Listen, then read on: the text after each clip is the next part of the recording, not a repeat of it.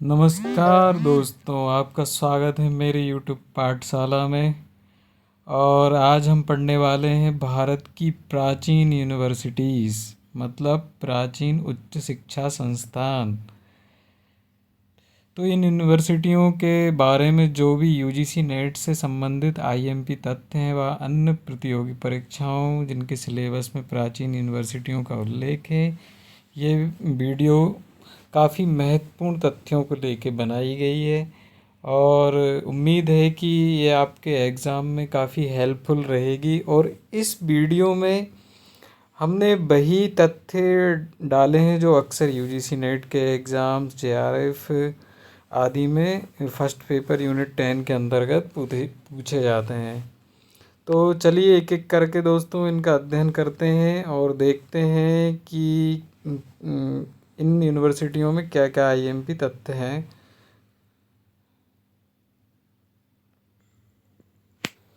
तो सबसे पहले दोस्तों हम भारत की सबसे प्राचीन यूनिवर्सिटी जिसका नाम तक्षशिला है उसके बारे में अध्ययन करेंगे।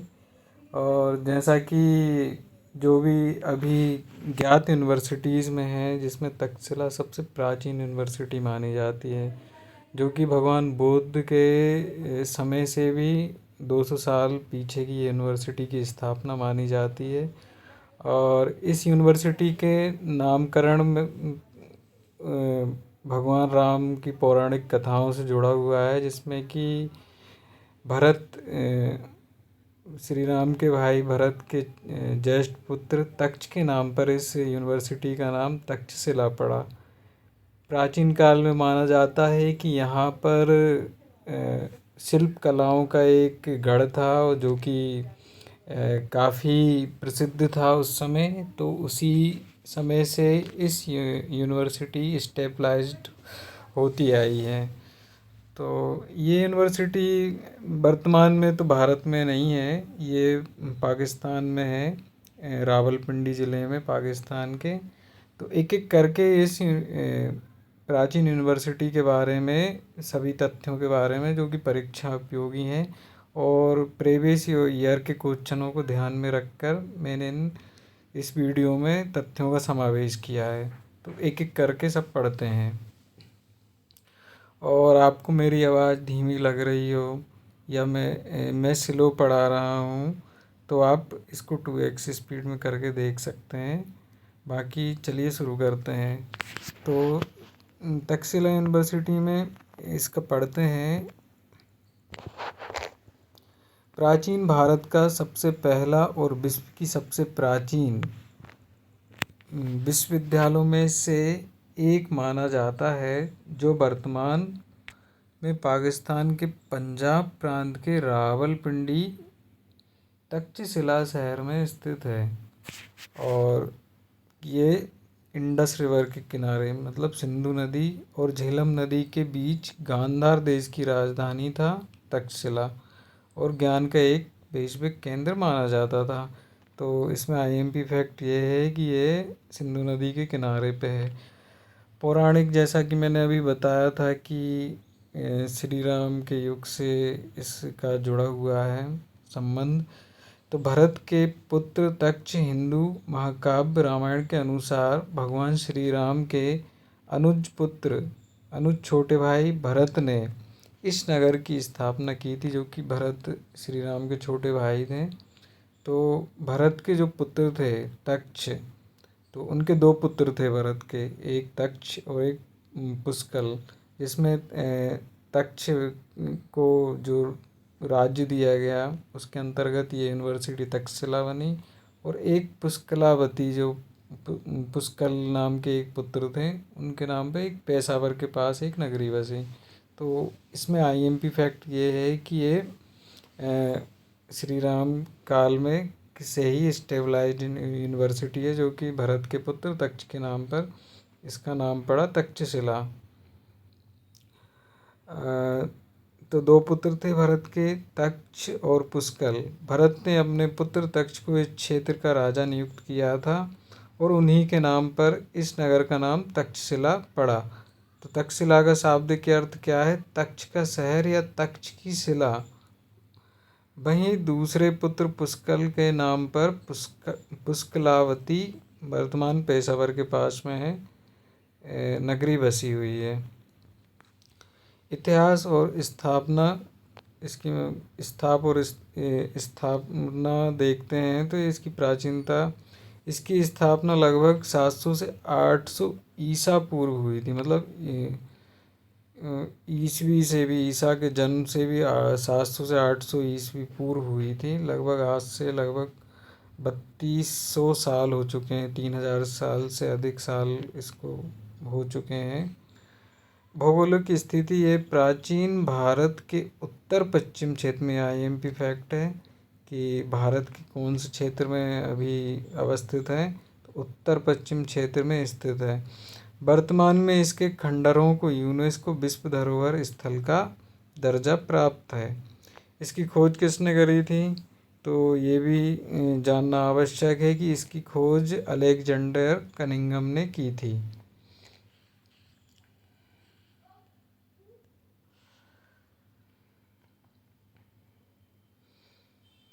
शिक्षा व्यवस्था और पाठ्यक्रम किस प्रकार का था यहाँ की शिक्षा पूरी तरह से शिक्षक केंद्रित थी और गुरुकुल पद्धति पे आधारित थी। पाठ्यक्रम यहाँ 60 से अधिक विषयों की पढ़ाई होती थी, मुख्य रूप से वेद, व्याकरण, आयुर्वेद, दर्शनशास्त्र, ज्योतिष, सैन्य विज्ञान, राजनीति। लगभग 18 प्रकार के शिल्प शामिल थे इसमें। प्रवेश का नियम क्या था कि इसमें एक आयु निर्धारित की गई थी, उसी आयु के विद्यार्थियों को इसमें एडमिशन दिया जाता था। विश्वविद्यालय में प्रवेश के लिए न्यूनतम आयु 16 वर्ष निर्धारित थी। ये आईएमपी फैक्ट है। यहाँ कोई लिखित परीक्षा नहीं होती थी, बल्कि आचार्य स्वयं छात्र की योग्यता देखकर उसे चुनते थे। आर्थिक नियम क्या था, जो छात्र फीस नहीं दे पाते थे वे दिन में विश्वविद्यालय के कार्य करते थे और उनके लिए रात्रिकालीन कक्षाओं की व्यवस्था थी। तो इसमें ये था कि जो फीस नहीं देने वाले छात्र जो कि जिनकी आर्थिक स्थिति सही नहीं रहती थी, तो वो दिन में काम करते थे और रात को कक्षाएं लेते थे। तो इसमें मतलब रात्रिकालीन कक्षाओं की व्यवस्था थी। और तक्षशिला की यूनिवर्सिटी में जो प्राचीन विद्वान हुए हैं, जिनमें अक्सर पूछा जाता है एग्ज़ाम में, उनके बारे में चर्चा करते हैं। तो तक्षशिला ने दुनिया को कई ऐसी महान विभूतियाँ दी जिन्होंने इतिहास बदल दिया। जैसे कि आप सब जानते हैं चाणक्य, मौर्य साम्राज्य के संस्थापक चंद्रगुप्त मौर्य के गुरु और प्रधानमंत्री चाणक्य यहीं के छात्र हुए और बाद में यहीं के आचार्य बने। उन्होंने अपने प्रसिद्ध ग्रंथ अर्थशास्त्र की रचना भी यहीं की थी। अब इसके बाद पाणिनि हुए। पाणिनि को हम व्याकरणविद के नाम से जानते हैं, जिनका एक ग्रंथ अष्टाध्यायी है। उनने अष्टाध्यायी लिखा, वो भी यहीं इसी यूनिवर्सिटी से थे। इस यूनिवर्सिटी से जीवक हुए सम्राट बिंबिसार और महात्मा बुद्ध के व्यक्तिगत चिकित्सक जो कि जीवक थे। इन्होंने 7 वर्षों तक यहाँ पर चिकित्सा की कठिन शिक्षा प्राप्त की। इसके बाद जो चाणक्य के शिष्य चंद्रगुप्त मौर्य, उन्होंने भी यहीं पे ही चाणक्य की देखरेख में सैन्य और राजनीति की शिक्षा यहीं पर पाई थी। तो इस यूनिवर्सिटी के पतन का कारण देखें तो ये यूनिवर्सिटी किसके हमले के कारण हुई थी, विदेशी आक्रमणों के कारण। ये 5वीं ईस्वी में इसको इसको खंडरों में परिवर्तित कर दिया गया, तबाह कर दिया गया। और भुगतान के नियम क्या थे, जो समृद्ध छात्र रहते थे वो व्यापारियों के, राजाओं महाराजाओं के, धनाढ़ लोगों के, तो अक्सर यहाँ पर छात्र प्रवेश के समय ही गुरु को एक बड़ी राशि, लगभग 1000 स्वर्ण मुद्राएं देते थे। जो असमर्थ थे वे गुरु की सेवा करते थे। इन्हें धमन बेतासिक, मतलब दिन में काम करने वाले और रात में पढ़ने वाले छात्र कहा जाता था। तो ये आईएमपी ये नाम है दोस्तों धमन्य बेतासिक धमन्य तेवासिक कहा जाता था। तो ये तक्षशिला यूनिवर्सिटी विश्वविद्यालय से संबंधित है, तो ये आप ध्यान में रखिएगा, धमन्य तेवासिक। इसके उपरांत नालंदा विश्वविद्यालय की बात करते हैं। तक्षशिला के बाद सबसे ज़्यादा प्राचीन यूनिवर्सिटी में फिर नालंदा का नंबर आता है। तो इसकी स्थापना और कालखंड देखें तो ये 5वीं ईस्वी लगभग गुप्त वंश के शासन काल के दौरान ये स्टेबलाइज्ड हुई थी। तो इसका संरक्षण वगैरह व गुप्त वंश के शासक कुमार गुप्त ने इसका संरक्षण किया। गुप्त शासकों के बाद इसे कन्नौज राजा हर्षवर्धन और पाल वंश के राजाओं का भी भरपूर राजकीय संरक्षण मिला। लगभग 3 वंशों के राजाओं का इसको राजकीय संरक्षण मिला। तो विश्व का पहला पूर्ण आवासीय विश्वविद्यालय फर्स्ट रेसिडेंशियल यूनिवर्सिटी तक्षशिला यहाँ स्वतंत्र गुरुकुलों का संघ था। वहीं नालंदा दुनिया का पहला पूरी तरह से आवासीय विश्वविद्यालय था। तो जो तक्षशिला था उसके बारे में ये है कि वहाँ पे एक संघ था, छोटे छोटे गुरुकुल बने थे, हर गुरु के अपने अपने शिष्य होते थे और अपने नियम कायदे कानून होते थे हर गुरु के किस प्रकार से उनको शिक्षा दीक्षा प्रदान करना है। पर नालंदा ऐसा कि आवासीय विश्वविद्यालय था जहाँ छात्र रहते थे, उनका पाठ्यक्रम था, नियमित गुरु थे, तो एक नियमित संस्था थी ये। तो यहाँ लगभग 10,000 छात्र और 2,000 शिक्षक एक साथ परिसर में रहते थे। तो इसकी प्रवेश परीक्षा का क्या नियम था इसमें, जैसे कि आजकल नीट या किसी भी एम्स या मतलब कई प्रकार की इंट्रेंस परीक्षाएं होती हैं जिससे कि जो बड़ी बड़ी मेन डिग्रीज हैं उनमें एडमिशन दिया जाता है। तो ऐसे ही उस समय क्या नियम था कि किस प्रकार से लिखित परीक्षा लेते थे या मौखिक लेते थे। तो तक्षशिला में प्रवेश का नियम था कि वहाँ पे एक द्वार पंडित की व्यवस्था होती थी। तो नालंदा में प्रवेश पाना बेहद कठिन था। मुख्य द्वार पंडित खड़े होते थे जो छात्रों की कठिन मौखिक परीक्षा लेते थे। तो ये आईएमपी फैक्ट है दोस्तों, कठिन मौखिक परीक्षा लेते थे। परीक्षा इतनी कठिन होती थी कि केवल 20% से 30% छात्र ही प्रवेश पाते थे। और सबसे आईएमपी बात, यहाँ के पुस्तकालयों के विषय में प्रश्न पूछ लिए जाते हैं। तो इसके पुस्तकालय को धर्मगंज कहा जाता था नालंदा यूनिवर्सिटी के। तो धर्मगंज यानी सत्य का खजाना, धर्मगंज का शाब्दिक अर्थ ये था कि सत्य का खजाना कहा जाता था। इस पुस्तकालय में 3 बड़ी इमारतें थीं जिनके नाम काफ़ी मोस्ट इम्पोर्टेंट हैं, तो आप हमेशा ध्यान में रखिए। पहले का नाम था रत्न सागर, रत्नोदधि, रत्नरंजक, जिसमें रत्न सागर 9 मंजिला इमारत थी। ये मुख्य परीक्षा उपयोगी बिंदु के तहत ये तीनों यहाँ की लाइब्रेरी के नाम आप याद रखोगे। तो मुख्य दार्शनिक संप्रदाय और विषय क्या थे यहाँ के, मुख्य रूप से यहाँ पे बौद्ध धर्म के महायान संप्रदाय की शिक्षा का वैश्विक केंद्र था।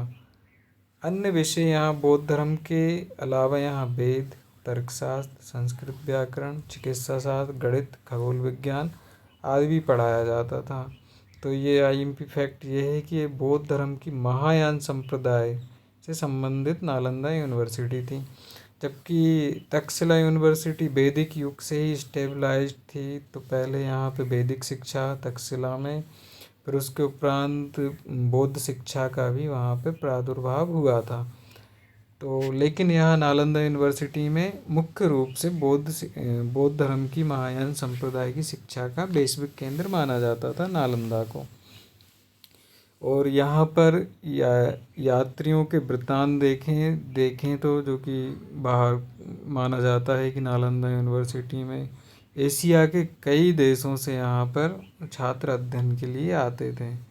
तो यहाँ राजा हर्षवर्धन के शासनकाल में 7वीं शताब्दी में भारत आए चीनी भिक्षु हेनसांग ने यहाँ 5 वर्षों तक पढ़ाई की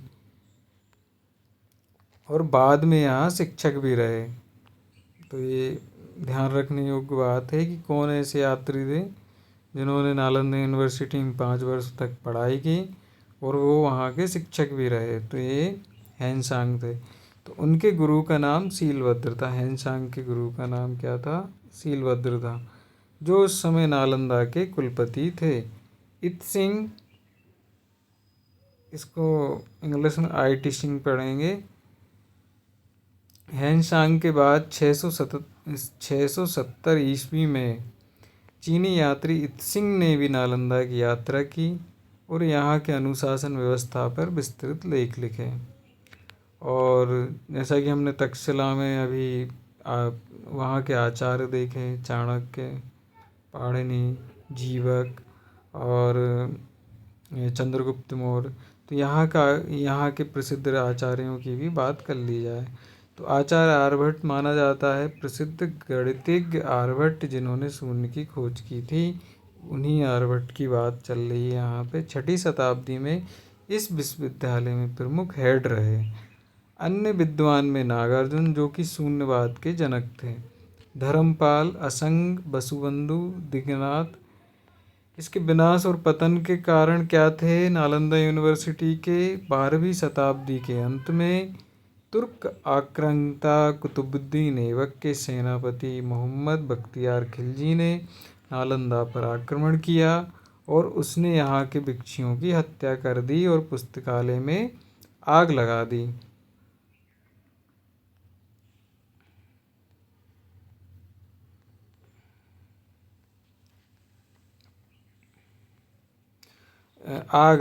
कहा जाता है कि इसकी पुस्तकें 3 महीने तक जलती रही थीं।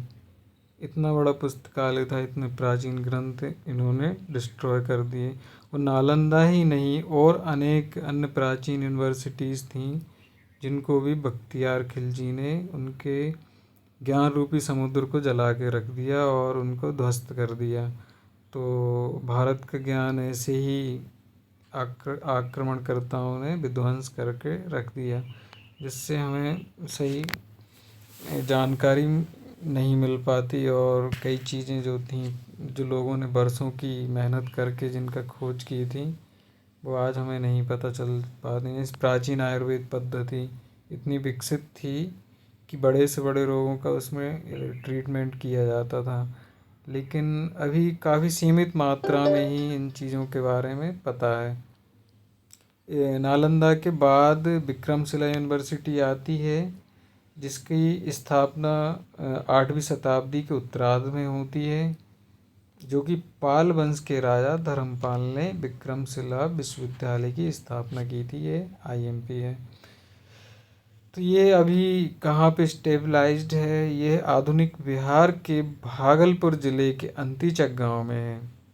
प्रमुख विशेषता ये है कि यह वज्रयान बौद्ध धर्म, तांत्रिक बौद्ध धर्म का सबसे बड़ा केंद्र था।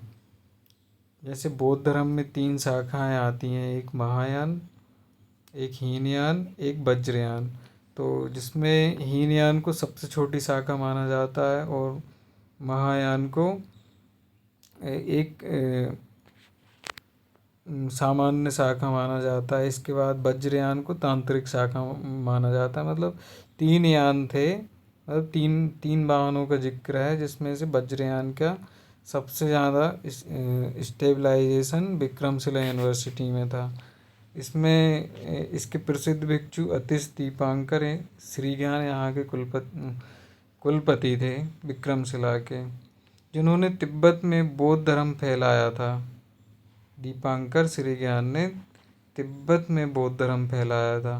प्रशासन, यहाँ प्रवेश के लिए द्वार पंडितों द्वारा कठिन प्रवेश परीक्षा ली जाती थी। जैसे कि नालंदा में द्वार पंडितों की व्यवस्था थी, वैसे ही यहाँ पर भी द्वार पंडितों की व्यवस्था थी।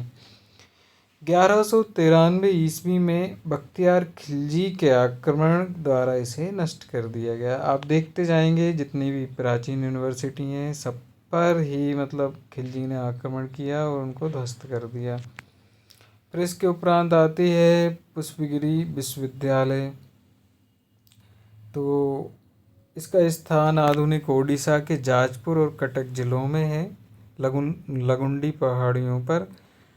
इसका ऐतिहासिक संदर्भ ये है कि चीनी यात्री हेनसांग ने अपने यात्रा वृत्तांत में इसका विशेष उल्लेख किया कि यहाँ पर इसका महत्व ये है कि यहाँ पर ललितगिरी, रत्नगिरी और उदयगिरी के साथ मिलकर ओडिशा का डायमंड ट्रायंगल बनाता था।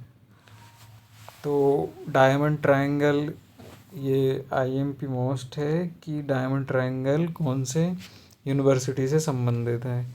तो विशेषता यहाँ बौद्ध धर्म के विभिन्न शाखाओं के साथ साथ अन्य दार्शनिक विषयों की भी शिक्षा दी जाती थी। कहाँ? पुष्पगिरी यूनिवर्सिटी। इसमें आईएमपी दो ही चीज़ें हैं, एक ये कहाँ पर है, ओडिशा के जाजपुर और कटक जिलों में, लगुंडी पहाड़ियों पर, और डायमंड ट्रायंगल।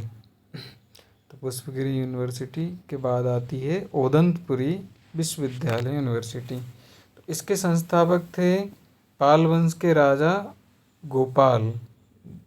इसकी स्थापना हुई 8वीं शताब्दी में। तो यहाँ पर माना जाता है कि यहाँ पर 12,000 छात्र शिक्षा ग्रहण करते थे। और तिब्बत से संबंध क्या था? इस विश्वविद्यालय का मॉडल इतना प्रसिद्ध था कि तिब्बत के पहले बौद्ध मठ जैसे समय मठ का निर्माण इसी के तर्ज पर किया गया था। किसके तर्ज? ओदंतपुरी विश्वविद्यालय के तर्ज पर तिब्बत के पहले मठ समय मठ का निर्माण इसी के तर्ज पर किया गया था, ओदंतपुरी विश्वविद्यालय। तो ये भी बख्तियार खिलजी के हमलों के कारण इसे भी नष्ट कर दिया गया। सोमपुरा विश्वविद्यालय, इसके संस्थापक राजा धर्मपाल 8वीं शताब्दी के अंत में थे। ये वर्तमान में भारत में नहीं है, ये बांग्लादेश में है, बांग्लादेश के पहाड़पुर, नौगांव जिले के पहाड़पुर में। इसका ये बौद्ध धर्म की महायान और जैन और हिंदू धर्म की शिक्षा का एक एकीकृत केंद्र था। कौन सा? सोमपुरा विश्वविद्यालय। वैश्विक मान्यता, यह यूनेस्को की एक विश्व धरोहर स्थल है। जगदला विश्वविद्यालय, संस्थापक इसके थे रामपाल। ये 11वीं शताब्दी की यूनिवर्सिटी। कभी कभी ऐसे इनका कालक्रम भी पूछ लिया जाता है कि भाई सबसे पुरानी कौन सी है, तक्षशिला, फिर उसके बाद कौन सी है, नालंदा, नालंदा के बाद विक्रमशिला। ऐसे ऐसे ऐसे करके 8वीं में, 9वीं में, 10वीं में कौन कौन सी यूनिवर्सिटी स्टेबलाइज्ड हुई। तो इसको आप इनके कालक्रम को अवश्य ध्यान में रखना। तो प्राचीन बातेंद्र भूमि, वर्तमान बांग्लादेश का उत्तरी भाग, इसका मुख्य फोकस था जगदला विश्वविद्यालय का वज्रयान बौद्ध धर्म और तिब्बती अनुवाद कार्य का एक प्रमुख केंद्र था। महत्व, नालंदा और विक्रमशिला के पतन के बाद कई विद्वानों ने यहाँ शरण ली थी जगदला विश्वविद्यालय में। तो कहाँ शरण ली थी? जगदला विश्वविद्यालय में। नालंदा और विक्रमशिला के पतन के बाद कई विद्वानों ने यहाँ शरण ली थी। और इसकी स्थापना किसने की थी जगदला की? राजा रामपाल ने 11वीं शताब्दी के अंत में। इसके बाद नंबर आता है कांचीपुरम, जो कि एक शिक्षा का केंद्र था। ये वर्तमान में आधुनिक तमिलनाडु में है। और ये पल्लव काल के घटिकाश्रम, ये कभी कभी सही जोड़ी मिलाने में आ जाता है। घटिकाश्रम कौन सा है? तो इसमें आप कांचीपुरम लगाएंगे। तो ये एक धार्मिक केंद्र था। और ये हिंदू ही धर्म नहीं बल्कि बौद्ध और जैन धर्म की भी उच्च शिक्षा का यहाँ पर प्रमुख दक्षिण भारतीय केंद्र था कांचीपुरम। तो इसमें आईएमपी फैक्ट ये है कि कांचीपुरम घटिकाश्रम के रूप में प्रसिद्ध था। नागार्जुनकोंडा, ये आधुनिक आंध्र प्रदेश में है। इसका नामकरण प्रसिद्ध बौद्ध भिक्षु एवं दार्शनिक नागार्जुन, जो कि महायान बौद्ध धर्म के प्रतिपादक थे, उनके नाम पर इसका नाम रखा गया। विशेषता ये है बौद्ध शिक्षा और दर्शन का एक विशाल और समृद्ध समुद्री केंद्र था। इसके बाद प्राचीन शिक्षा संस्थान में बात आती है सालोतगी। स्थान था आधुनिक कर्नाटक। प्रशासनिक व्यवस्था, ये राष्ट्रकूट काल में शिक्षा का एक बहुत बड़ा केंद्र था। यहाँ छात्रों के रहने के लिए 27 आवास थे और इसकी वित्तीय व्यवस्था और रखरखाव राष्ट्रकूट राजा कृष्ण तृतीय के मंत्री नारायण द्वारा दान और भूमि विवाह आदि पर टैक्स के माध्यम से किया जाता था। तो इसमें ये जो यूनिवर्सिटी हैं इनके स्टेबलाइजेशन काल का नहीं पता है सही से, पर इनके जो राजा थे जिनने संरक्षण दिया उनके कालक्रम से हम इनको रिलेट कर सकते हैं। और इनमें सबसे आईएमपी बात ये है कि सालुतकी कहाँ पे है, आधुनिक कर्नाटक में है। अन्नईराम कहाँ पे है, ये आधुनिक तमिलनाडु में है। यहाँ 340 छात्रों को पूरी तरह से निःशुल्क भोजन, निवास, उच्च शिक्षा प्रदान की जाती थी। ये दक्षिण भारत की प्रमुख शिक्षण केंद्रों में था। और इसके उपरांत नंबर आता है मिथिला सांस्कृतिक महत्व। तो ये मिथिला जो कि मिथिला वर्तमान में बिहार में है, जो कि राजा जनक से संबंधित थी। मिथिला जो कि वैदिक युग में श्री राम जी के ससुर जी का नाम जनक जी, जो कि मिथिला के रहने वाले थे। उपनिषद काल में ये राजा जनक के समय से ही ब्राह्मणवादी शिक्षा का एक अत्यंत प्रसिद्ध केंद्र बन गया था। यहाँ प्रमुख विषय मुख्य रूप से न्यायशास्त्र और तर्कशास्त्र की शिक्षा के लिए जगत प्रसिद्ध था। इनके प्रमुख विद्वान थे गणेश उपाध्याय, ये प्रीवियस ईयर क्वेश्चन है। गंगेश उपाध्याय, इन्होंने यहाँ नए तर्क संप्रदाय की स्थापना की, नव्य न्याय, और उनकी प्रसिद्ध पुस्तक तत्व चिंतामणि लिखी। तत्व चिंतामणि के लेखक कौन है? गंगेश उपाध्याय। और विद्यापति जो कि मैथिल कोकिल कहे जाते हैं, हिंदी में महान कवियों में इनका नाम आता है। तो ये भी मिथिला शैक्षणिक केंद्र से ही संबंधित थे। तो हिंदी के प्रसिद्ध कवि विद्यापति का जन्म और शिक्षा इसी क्षेत्र में हुई। ऐतिहासिक निरंतरता ये 12वीं शताब्दी से लेकर 15वीं शताब्दी तक साहित्य, विज्ञान और ललित कलाओं का एक प्रमुख गढ़ बना रहा। इसके बाद नंबर आता है हमारी सबसे आखिरी शिक्षा केंद्र नादिया, जो कि कहाँ है? पश्चिम बंगाल में, आधुनिक पश्चिम बंगाल में, गंगा और जलंगी नदियों के संगम पर। तो पहले इसे नवद्वीप कहा जाता था। प्रमुख शिक्षण केंद्र इसमें मुख्य रूप से 3 केंद्र शामिल थे, नवद्वीप, शांतिपुर और गोपालपुरा। विशेषतः यहाँ पर महाप्रभु चैतन्य देव द्वारा गीत गोविंद के गीतों को दोहराया गया था। यहाँ रघुनाथ शिरोमणि द्वारा स्थापित तर्क की एक प्रसिद्ध पाठशाला थी। धर्मनिरपेक्ष शिक्षा धार्मिक शिक्षा ही नहीं बल्कि गणित, खगोल, विज्ञान और धर्मनिरपेक्ष विषयों की उच्च शिक्षा के लिए भी ये प्रसिद्ध था। तो जो कि पीछे पीछे जो जितनी भी ये शिक्षा केंद्र थे वो किस राज्य से संबंधित हैं, ये काफ़ी ध्यान रखने योग्य बात है। जबकि मैंने विस्तृत पूर्वक तक्षशिला, नालंदा, विक्रमशिला और पुष्पगिरी, ओदंतपुरी, इन सब के बारे में आपको परीक्षा उपयोगी तथ्यों से अवगत करा दिया। आप निश्चिंत पूर्वक पेपर देने इस वीडियो को देख के जा सकते हैं। यदि यहाँ इनसे क्वेश्चन बनता है इस टॉपिक से, तो हमारी वीडियो से ज़रूर ही एक क्वेश्चन बनने की पूरी संभावना रहेगी। धन्यवाद दोस्तों, ऐसे ही मिलते रहेंगे अगली वीडियो में, जिसमें मैं यूजीसी नेट पेपर फर्स्ट से संबंधित पूरी 10वीं यूनिट कराने वाला हूँ। और हमारे चैनल पर हर 1-2 दिन छोड़ के एक नई वीडियो आती रहेगी, जो कि आपको परीक्षा में काफ़ी हेल्पफुल रहेगी। तो मिलते हैं अगली वीडियो में। धन्यवाद, नमस्कार, जय हिंद।